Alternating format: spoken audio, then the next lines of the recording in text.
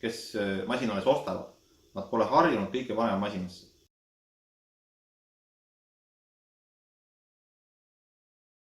Tere kõigile! Marko siin ja tahan teid tänada kõiki siis vaatamast minu nõudepesumasina kasutamise ABC-d, mis selgus, et oli paljudele üpris vajalik info. Nii et aitäh teile tagasiside eest ja seoses sellega teen ka väikese täienduse. Lisan paar asja, millest ma tegelikult ei rääkinud. Esimene teema on see, et kui tihti masinat kasutada. Kui tihti, kui harva, see küsimus. Mina kasutan masinat iga päev. Meie peres töötab ta 1, isegi 2 korda päevas. Et see on täiesti tavaline. On üksikuid päevi, kus on tõesti nii, et masin ei lähe mitte õhtul tööle, vaid vaatame, et okei, sinna saab panna ka hommikused nõudel sisse ja siis ta läheb tööle järgmisena hommikul, pärast hommikusööki. Ja nii ongi, et meil töötab väga palju.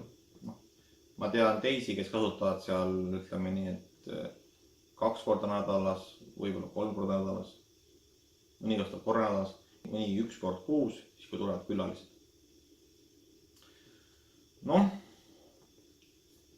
Kui tihti on tihti ja kui harva on harva, siin ei ole seda määratlust. Aga ma räägiks nagu sellest, kuidas mina seda asja näen. Mina näen seda asja nii, et kui on nõudepesumasin, siis on mõistlik seda kasutada eesmärgipäraselt. Ja olete ostnud selle masina, ütleme, ta maksis juba 400–500 eurot. Ja siis te kasutate seda korra nädalas. Pole nagu teema minu arvates. Kuidas te üldse nii vähe saate nõusid tekitada? Et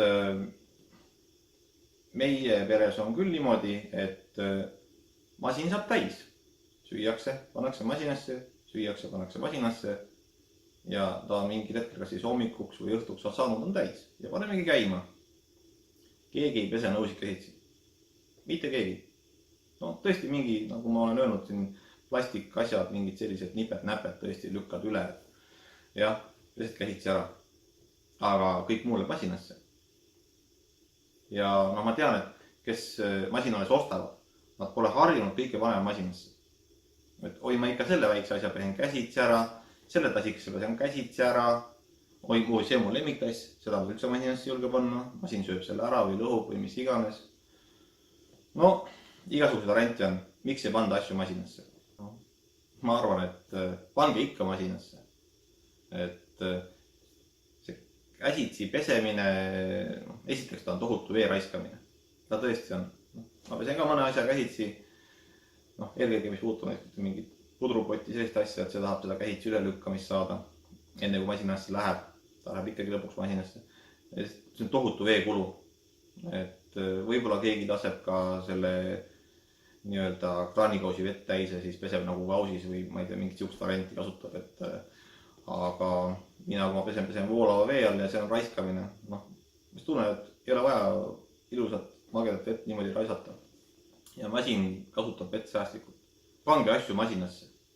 Võite ka oma lemmiktassi masinasse panna. Lõpuks teie lemmiktass kulub ikkagi ära.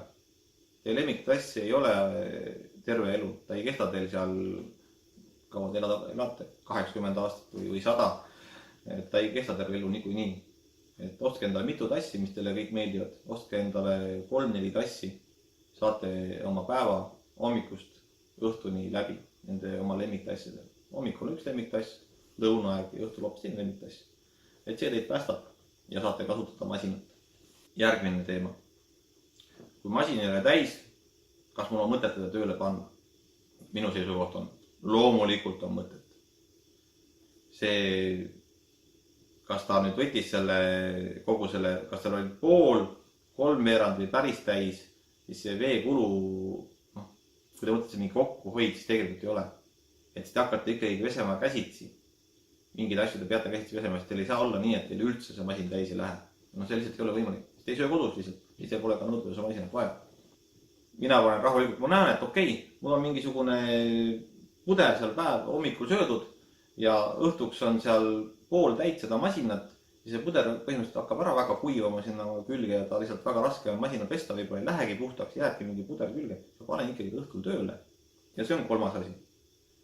Toit kuivab ära. Kui te pesete väga harva, siis see toit kuivab ära. Ja siis toimubki see, et enne kui te masinasse panete, te hakkate hoolega neid lokutama. Sisuliselt te peaaegu, et pesete selle taldriku juba ära või tassi või mis iganes asjad. Te pesete nad enam-vähem juba puhtaks. Ja siis panete masinasse sinna hoidma neid. Masin siis hoiab neid asju, et veel korra pesta.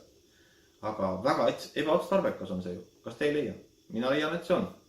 Et masina tihemini kasutamine on otstarbekam, kui nad põhimõtteliselt ära pesta selle suure hulga veega ja siis panna masinasse. Mina arvan, et see ei ole otstarbekas variant. Pigem mitte pesta, jah, okei, te loputate, võite tõesti selle mingi suure maha loputada, kui teate, et tõesti pesete üle päeva näiteks, eks ole. Ja nii enam-vähem korraks teete nii, sips, käib kiirelt ka raanilt läbi. See on nagu enam-vähem, eks ole, mõistlik. Isegi teen seda vahest, vaatan, mingi kangem kraam jääb sinna peale, et siis käin üle. Aga muidu küll mitte. Et selline, et võtate veel seal nuustiku, hakkate veel sellega hõõruma ja vesi jookseb ja võtate pesuvahenditki juba ja no siis on masin mõttetu, laske käsitsi edasi. See oli nali. Kui teil ei ole masinat, ostke masin ja pange asjad masinasse. Pesumasin teil ju on. Ma olen kindel, et teil pesumasin on. Kas te pesete voodilina käsitsi? Ei pese. Sama lugu, see on täpselt sama lugu. Nõud käivad masinasse, pesu käib pesumasinasse. Tänapäeval on olemas seadmed, mis teevad palju asju teie eest ära. Kui teil on ruumi, pange. Kui teil on see ruum, et teil mahub see nõudepesumasin kuhugi panema, siis pange ta paika. Et ta tõesti teeb teie elu kergemaks. Ja kasutage teda sihipäraselt. Muretsege nõud, et teil oleks neid piisavalt. Muretsege piisavalt söögitarvikut. Nõudepesumasin vajab, mitte palju nõusid. Palju nõusid on vale öelda, aga nõudepesumasina kasutamisel ei sobi see variant, et teil ongi see üks lemmiktaldrik ja üks lemmiktass. Siis te neid kogu aeg pesete ja sööte. Sellisel meetodil ei saa nõudepesumasinat kasutada.